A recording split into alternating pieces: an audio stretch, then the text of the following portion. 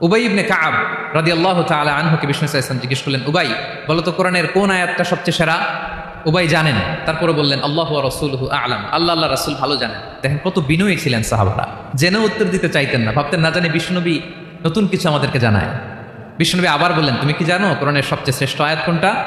এবার উবাই ভাবলেন এবার আমি উত্তরটা দিয়েই দিই। তিনি বললেন আয়াতুল কুরসি, আল্লাহু লা ইলাহা ইল্লা হুয়াল হাইয়ুল কাইয়্যুম, এটা শ্রেষ্ঠ আয়াত। বিষ্ণুনবী খুশি হয়ে উবাই ইবনে কাবের বুকে একটা চাপড় মারলেন, এরকম আদরের চাপড় দিয়ে বললেন, লিয়াহনিকাল ইলমু ইয়া আবুল মুনজির, হে আবুল মুনজির, জ্ঞান এবং প্রজ্ঞা তোমার জন্য মোবারক হোক, তুমি ঠিক বলেছো। সুবহানাল্লাহ পড়ে।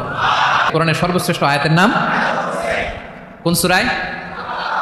আয়াত নাম্বার 255। এত আয়াত থাকতে এই আয়াতটা কেন সর্বশ্রেষ্ঠ হলো রে ভাই? এর কারণ এই আয়াতের ভেতরে আল্লাহ তাআলা তার নিজের পরিচয় তুলে ধরেছেন।